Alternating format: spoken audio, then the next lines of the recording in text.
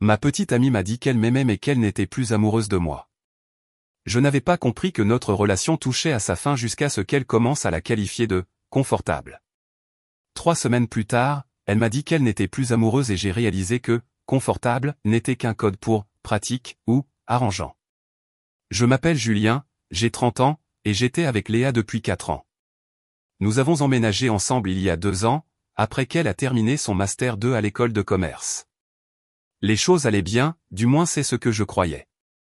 Nous avions nos routines. Je faisais le café tous les matins pendant qu'elle se préparait pour le travail. Nous nous relayions pour préparer le dîner. Nous regardions des séries ensemble sur le canapé tous les soirs. Le week-end, nous faisions des randonnées ou allions au marché de producteurs, où nous restions simplement tard au lit. J'avais l'impression de construire quelque chose de réel. Mais il y a environ 3 mois, les choses ont commencé à changer. De petites choses au début. Léa a commencé à me remercier différemment. Lorsque je nettoyais l'appartement le samedi matin, comme je l'avais toujours fait, elle a commencé à dire des choses comme « Tu es un coloc tellement parfait, pas un petit ami, un coloc ». J'ai remarqué qu'elle avait cessé de répondre « Moi aussi, je t'aime » quand je lui disais « Je t'aime ». À la place, c'était devenu « Tu es le meilleur » ou « Merci, mon amour ». De petites substitutions qui sonnaient faux, mais pas assez alarmantes pour que j'en parle. Puis est arrivée la planification de notre anniversaire. 4 ans ensemble, cela me semblait important. J'ai donc suggéré de faire quelque chose de spécial, peut-être cette chambre d'hôte dans les Pyrénées dont elle avait mentionné vouloir visiter. Elle m'a regardé avec cette expression étrange, à mi-chemin entre la culpabilité et le soulagement, et m'a dit « Faisons profil bas cette année. Je veux me concentrer davantage sur moi-même. » J'ai demandé ce qu'elle entendait par là et elle a juste souri en disant qu'elle travaillait sur son développement personnel. Je n'ai pas insisté. La distance a continué de s'installer.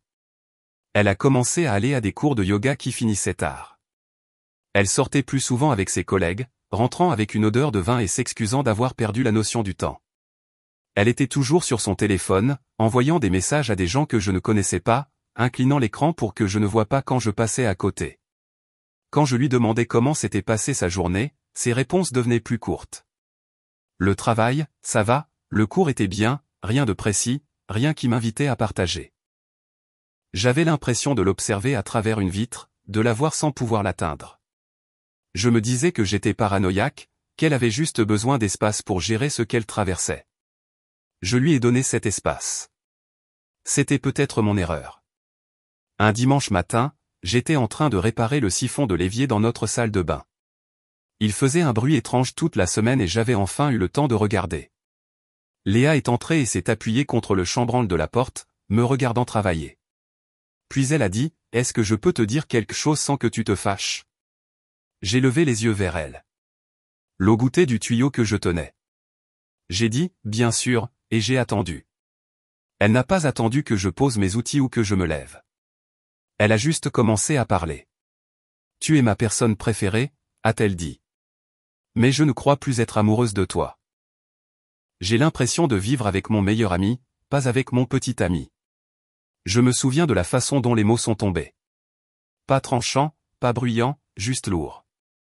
Je me suis essuyé les mains sur la serviette suspendue au comptoir, j'ai hoché la tête et j'ai dit « En fait, ça explique beaucoup de choses. » Elle a eu l'air surprise, comme si elle s'était préparée à une dispute. « Qu'est-ce que tu veux dire ?» a-t-elle demandé.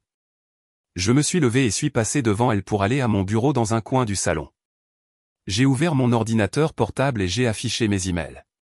Il y avait une confirmation pour la location d'un gîte que j'avais réservé 2 semaines plus tôt, le même week-end où j'avais prévu de la demander en mariage. J'avais imaginé comment ça se passerait. Nous ferions une randonnée jusqu'au belvédère au coucher du soleil. Je lui dirais à quel point elle comptait pour moi, à quel point je ne pouvais pas imaginer ma vie sans elle. Je me mettrais à genoux et je lui demanderais de m'épouser. La bague n'était pas dans ma voiture ou cachée dans un endroit astucieux. Elle était dans le tiroir de la cuisine sous le bac à couvert, à côté du décapsuleur. Je l'avais mise là un mois auparavant, lorsque j'ai commencé à remarquer la distance. Comme si une partie de moi le savait déjà. J'ai annulé la réservation sur le champ pendant qu'elle se tenait dans le couloir. Puis je suis allé à la cuisine, j'ai ouvert le tiroir et j'ai sorti l'écrin. Je l'ai regardé pendant une seconde, puis je l'ai remis et j'ai fermé le tiroir.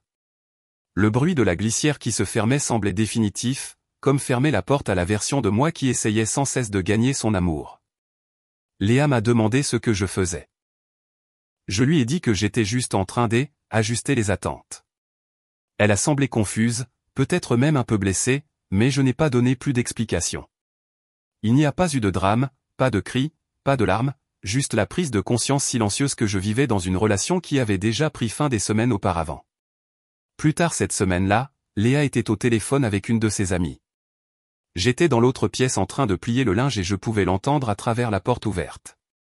Elle avait mis l'appel sur haut-parleur pendant qu'elle se faisait les ongles. Son ami lui a demandé comment j'avais pris la nouvelle. Il l'a tellement bien pris, a dit Léa. C'est presque dingue. Je pensais qu'il allait pleurer ou quelque chose comme ça. Son ami a ri. Peut-être qu'il ne t'a jamais aimé tant que ça pour commencer. Léa a ri aussi. C'était ce rire nerveux et gêné, le genre qu'on fait quand on ne sait pas si quelque chose est drôle ou insultant. Je l'ai entendu et quelque chose à l'intérieur de moi s'est juste éteint. Quel que soit l'attachement qu'il me restait, quel que soit l'espoir auquel je m'accrochais, celui que nous puissions arranger les choses, il a disparu à ce moment-là. J'ai fini de plier le linge et j'ai commencé à mettre en place des changements. Pas des changements bruyants, pas des changements dramatiques, juste des changements pratiques. Ce soir-là, j'ai arrêté de faire du café pour nous deux le matin. J'ai fait une seule tasse pour moi. Quand elle m'a demandé où était la sienne le lendemain, j'ai dit que j'avais pensé qu'elle pourrait faire la sienne puisque nous n'étions plus que des colocataires. Elle a eu l'air agacée mais n'a pas argumenté. Au cours des jours suivants, j'ai passé en revue nos dépenses communes et j'ai créé un tableau de bord. J'ai tout divisé en parts égales. Le loyer, les charges, Internet, les courses. J'ai annulé les abonnements que nous partagions, les plateformes de streaming, les paniers repas, l'abonnement commun à la salle de sport. Je lui ai envoyé le détail et je lui ai dit que nous devrions chacun gérer nos propres comptes dorénavant. Elle m'a traité de mesquin. Je lui ai dit que j'étais juste factuel. Mise à jour 1. Merci à tous ceux qui ont commenté. Je ne m'attendais pas à ce que cela attire autant d'attention. Beaucoup d'entre vous m'ont dit de partir immédiatement, et je comprends pourquoi vous pensez cela, mais ce n'est pas si simple. Notre bail court jusqu'en mars, et le rompre prématurément nous coûterait des milliers d'euros à tous les deux. Aucun de nous ne peut se le permettre actuellement. Alors, je reste. Mais à mes conditions. Depuis que j'ai posté, les choses ont continué à évoluer. J'ai réorganisé l'appartement pour qu'il soit clair que nous menons des vies séparées. J'ai déménagé mes vêtements de notre armoire commune à la chambre d'amis. J'ai retiré mes livres de l'étagère commune et je les ai mis dans mon nouvel espace. J'ai même réorganisé le salon pour que le canapé soit orienté dans une direction différente. Léa l'a remarqué immédiatement. « Pourquoi est-ce que tu agis bizarrement ?» m'a-t-elle demandé un soir. « Je n'agis pas bizarrement, ai-je dit. Je vous traite juste de la manière dont tu as décrit notre relation, des meilleurs amis qui vivent ensemble. » Elle m'a fixé longuement, puis elle a dit que j'étais mesquin. Je n'ai pas répondu. Il n'y avait rien à dire. Elle avait fait son choix. Je fais le mien. Quelques jours après mon poste, la sœur de Léa, Sophie, est passée. Sophie et moi nous sommes toujours bien entendus. Elle a 3 ans de plus que Léa, plus terre à accent grave terre, moins obsédée par les apparences. Elle a apporté des cartons que Léa avait laissés chez leurs parents et est restée prendre un café. Nous nous sommes assis à la table de la cuisine et Sophie m'a demandé comment j'allais. Je lui ai dit que j'allais bien, que je m'adaptais. Elle m'a regardé avec cette expression que je n'arrivais pas à décrypter, quelque part entre la sympathie et la culpabilité. « Est-ce que je peux te dire quelque chose, sans que ça sorte d'ici ?» m'a-t-elle demandé. J'ai acquiescé. Léa a trouvé la bague, a dit Sophie. Il y a des mois de ça. Elle cherchait des piles dans le tiroir de la cuisine et elle a vu l'écrin. Elle l'a ouvert. Elle a paniqué. J'ai senti mon estomac se nouer. Il y a combien de temps ? Vers Noël, a dit Sophie. Elle m'a appelé, paniquée, disant qu'elle ne savait pas quoi faire. Elle n'était pas prête à se marier, mais elle ne voulait pas te perdre non plus. Alors, elle a décidé d'avoir cette conversation avant que tu puisses la demander en mariage. Ce n'était pas de l'honnêteté. C'était de la gestion des dégâts. Je suis resté assis là, digérant le fait que la chronologie était logique maintenant. La distance avait commencé juste après les fêtes. Les commentaires étranges sur le fait de se concentrer sur elle-même, la façon dont elle avait semblé soulagée lorsque je n'avais pas insisté. « Pourquoi tu me dis ça ?» ai-je demandé. « Parce que tu mérites de le savoir, » a dit Sophie. « Et parce que je trouve qu'elle gère ça horriblement. Elle ne peut pas avoir le beurre et l'argent du beurre. » J'ai remercié Sophie de me l'avoir dit. Après son départ, je suis resté assis dans la cuisine pendant un long moment, fixant le tiroir où la bague avait été cachée. J'ai repensé à toutes les fois où Léa m'avait demandé à quoi je pensais, et où j'avais répondu « rien », parce que je ne voulais pas paraître trop demandeur ou peu sûr de moi. J'ai pensé à tous les efforts que j'avais faits pour la rendre heureuse et à quel point, à un moment donné, ce n'était plus une question de « nous », mais une question de la maintenir, elle, dans son confort. Ce soir-là, j'ai sorti l'écrin du tiroir. Je ne l'ai pas ouvert. Je l'ai juste regardé, puis je l'ai mis dans le tiroir de mon bureau à la place, hors de son espace, dans le mien. L'anniversaire de Léa arrivait la semaine suivante. Chaque année, je prévoyais quelque chose de spécial. Il y a 2 ans, j'avais organisé un dîner surprise avec tous ses amis dans son restaurant préféré. L'année dernière, je l'avais emmenée voir un concert dont elle parlait depuis des mois. Cette année, j'ai décidé de faire quelque chose de différent. Je lui ai acheté une bougie, juste une simple bougie du magasin d'à accent grave côté. Je l'ai mise dans un sac cadeau avec une carte manuscrite qui disait « J'espère que cette année t'apportera de la clarté ». Le matin de son anniversaire, elle est venue dans la cuisine où je préparais le petit déjeuner uniquement pour moi. Elle a regardé l'assiette seule sur le comptoir et m'a demandé si je lui préparais quelque chose. J'ai dit que j'avais pensé qu'elle pourrait faire le sien. Elle a eu l'air blessée, mais j'ai gardé mon visage neutre. Plus tard dans la journée, elle a ouvert le cadeau que j'avais laissé sur la table. Elle a fixé la bougie pendant un long moment, puis elle a lu la carte. Quand elle a levé les yeux, ils étaient humides. « C'est ça », a-t-elle dit. « C'est tout ce que j'ai. » Je lui ai dit que cela semblait approprié compte tenu des circonstances. Elle m'a traité de cruel. Je lui ai dit que j'étais juste honnête. Puisque je ne prévoyais rien, Léa a décidé d'organiser sa propre fête d'anniversaire. Elle a invité un groupe de ses amis à l'appartement ce samedi soir-là. Je suis resté parce que c'était mon appartement aussi. Mais je suis resté dans mon coin. Je me suis assis dans un coin avec un verre et j'ai regardé tout le monde célébrer. Vers minuit, alors que tout le monde était ivre et bruyant, une de ses amies, une fille nommée Maëva que je n'avais jamais aimée, a dit quelque chose qui a percé le bruit. « Tu nous avais dit que tu paniquais à l'idée qu'il te demande en mariage », a dit Maëva en riant. « Tu te souviens ? Tu étais en crise. » La pièce est devenue silencieuse. J'ai levé les yeux de mon verre. Le visage de Léa est devenu pâle. Elle a essayé de rire pour détendre l'atmosphère, disant que Maëva était ivre et confuse, mais Maëva a continué, inconsciente. « Non, je m'en souviens », a dit Maëva. « Tu as dit que tu avais trouvé la bague et que tu ne savais pas comment lui dire que tu n'étais pas prête. Oh mon Dieu, ça t'a tellement stressé. » J'ai fini mon verre, je me suis levé et j'ai marché vers ma chambre. J'ai entendu Léa m'appeler, mais je ne me suis pas retourné. J'avais la confirmation dont j'avais besoin. Non pas que je ne le savais pas déjà, mais l'entendre à voix haute devant tous ses amis était différent. Le lendemain matin, je me suis réveillé avec des notifications sur mon téléphone. Léa avait posté quelque chose sur Instagram la nuit précédente après que je sois allé me coucher. C'était une photo d'elle soufflant des bougies avec une légende qui disait « Parfois l'amour change de forme, et c'est normal », avec un emoji étoile. La section des commentaires était le chaos. Les gens qui nous connaissaient demandaient ce qui s'était passé. Certains demandaient si nous avions rompu. Une personne a commenté « Attendez, vous ne viviez pas avec votre fiancé ?» Un autre a dit « Ça ressemble à un message indirect. » Tu vas bien ?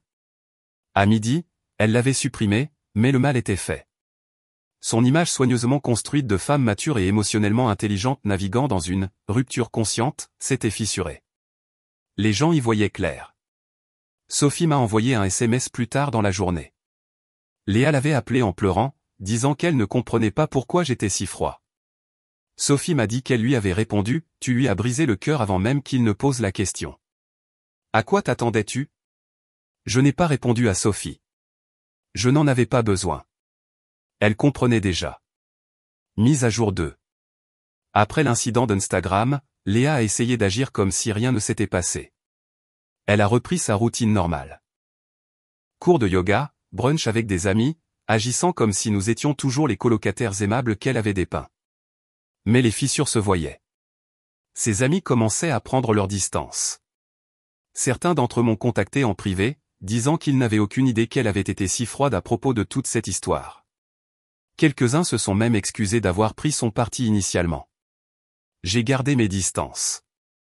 Je travaillais à la maison la plupart du temps, donc je restais dans ma chambre, porte fermée. Quand nous nous croisions dans l'appartement, j'étais poli, mais bref. Je ne faisais pas la conversation. Je ne lui demandais pas comment s'était passée sa journée. Je la traitais exactement comme une colocataire que je connaissais à peine. Elle détestait ça. Je pouvais le voir à la façon dont elle commençait à trouver des excuses pour être dans la même pièce que moi. Elle s'asseyait sur le canapé quand je regardais la télévision, même si elle avait maintenant sa propre télévision dans sa chambre. Elle cuisinait le dîner et m'en proposait, même si je déclinais toujours. Elle essayait d'obtenir une réaction, n'importe laquelle, mais je ne lui en donnais aucune. Puis elle est tombée malade. C'était juste un gros rhume, rien de grave, mais elle m'a envoyé un SMS depuis sa chambre me demandant si je pouvais aller chercher des médicaments à la pharmacie. J'étais en train de travailler à mon bureau lorsque le message est arrivé. Je l'ai lu puis j'ai répondu, de livre au livre plus vite que moi. Rétablis-toi vite. Elle n'a pas répondu. 1 heure plus tard, je l'ai entendue au téléphone avec quelqu'un, probablement sa mère, se plaignant de la façon dont j'étais devenu froid. J'ai mis mon casque et j'ai continué à travailler. Quelques jours plus tard, Sophie est revenue. Cette fois, elle n'est pas restée pour le café. Elle est allée directement dans la chambre de Léa et a fermé la porte. Je pouvais les entendre se disputer à travers les murs. La voix de Sophie était vive, tranchante. Elle ne se retenait pas. Lorsque Sophie est sortie, elle m'a regardé et a secoué la tête. J'ai demandé si tout allait bien.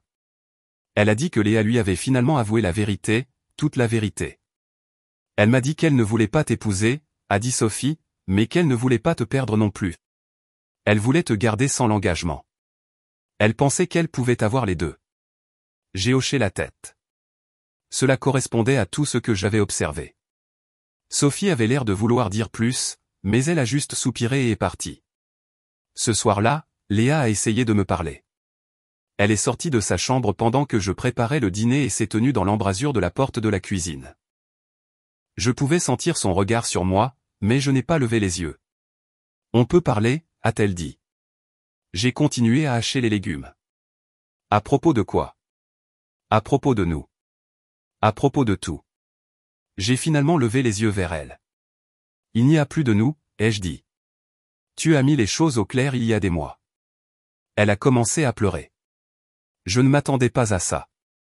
Elle a dit qu'elle avait fait une erreur, qu'elle avait eu peur et qu'elle était confuse, qu'elle n'avait pas réalisé ce qu'elle abandonnait avant que ce soit parti.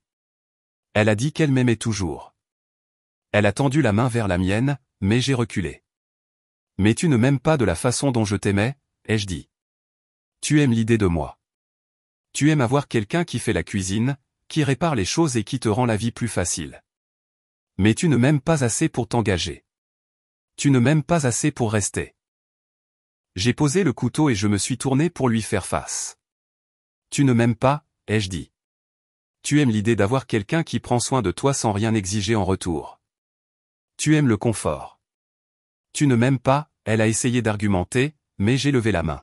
« C'est fini, Léa. Je ne suis pas en colère. Je ne suis pas blessé. J'en ai juste fini. Tu voulais te concentrer sur toi-même. Alors va te concentrer sur toi-même. » Elle a quitté la cuisine. J'ai entendu sa porte se fermer, puis je l'ai entendue pleurer à travers les murs. Je suis retourné à la préparation du dîner. 1 semaine plus tard, je lui ai dit que je mettais fin au bail de manière anticipée. Oui, cela coûterait de l'argent. Oui, ce serait gênant. Mais j'avais économisé assez et j'étais prêt à passer à autre chose. J'avais déjà commencé à chercher des logements. J'ai trouvé une petite maison en périphérie de Lyon. Rien d'extraordinaire, juste un F3 avec un jardin et un garage que je pourrais transformer en atelier. Quand j'ai annoncé la nouvelle à Léa, elle a paniqué. Elle ne pouvait pas se permettre l'appartement seule et elle n'avait nulle part où aller avec un préavis aussi court. Je lui ai dit qu'elle avait 2 mois pour trouver une solution, ce qui était plus que juste. Elle m'a accusé de l'abandonner. Je lui ai rappelé que c'était elle qui avait mis fin à la relation, pas moi. Le jour où j'ai signé le bail de la nouvelle maison, j'ai commencé à faire mes cartons. J'ai pris mon temps pour emballer mes livres, mes vêtements et mes ustensiles de cuisine. Je lui ai laissé le canapé, car je ne l'ai jamais vraiment aimé de toute façon. Je lui ai laissé la télévision du salon, car j'en avais déjà acheté une nouvelle pour mon nouveau chez moi. Je m'imaginais les cartons comme des cadeaux d'adieu, mais je ne lui ai pas dit. Le dernier jour dans l'appartement, Léa a tenté une dernière fois. Elle a demandé si nous pouvions au moins rester amis. Je l'ai regardé et j'ai dit, le confort n'a jamais été le problème. Tu as juste confondu l'amour avec la maintenance. Elle n'a pas eu de réponse à cela. J'ai chargé le dernier carton dans ma voiture et je suis parti. Mise à jour finale. La maison en périphérie de Lyon est tout ce dont j'avais besoin. C'est calme ici, loin du bruit de la ville. J'ai un petit jardin où j'ai commencé à cultiver des tomates et des herbes aromatiques. Le garage a été converti en atelier où je fais mon travail de design graphique freelance. Je me lève tôt, je me fais du café juste pour moi, et je passe mes matinées à travailler sur des projets qui me tiennent vraiment à cœur. J'ai l'impression d'avoir retrouvé ma vie. Je n'ai pas parlé à Léa depuis que j'ai déménagé. J'ai bloqué son numéro et ses réseaux sociaux. Je ne l'ai pas fait par colère. Je l'ai fait parce que j'avais besoin d'une rupture nette. Par l'intermédiaire d'amis communs, j'ai appris qu'elle avait dû retourner vivre chez ses parents, à sa grande honte. Apparemment, elle a essayé de trouver un colocataire pour reprendre ma moitié du bail, mais cela n'a pas fonctionné. Elle a également lancé une sorte de podcast sur le développement personnel et les relations, ce qui me paraît ironique compte tenu de tout ce qui s'est passé. D'après ce que j'ai compris, cela ne va pas très bien. Elle a du mal à payer ses factures et demande constamment de l'argent à ses parents. Je ne me sens pas vindicatif à propos de tout cela. Je ne me réjouis pas de ces difficultés. Je ne ressens juste rien. C'est la partie la plus étrange. Pendant des mois, j'ai cru que je serais en colère ou blessé, ou autre.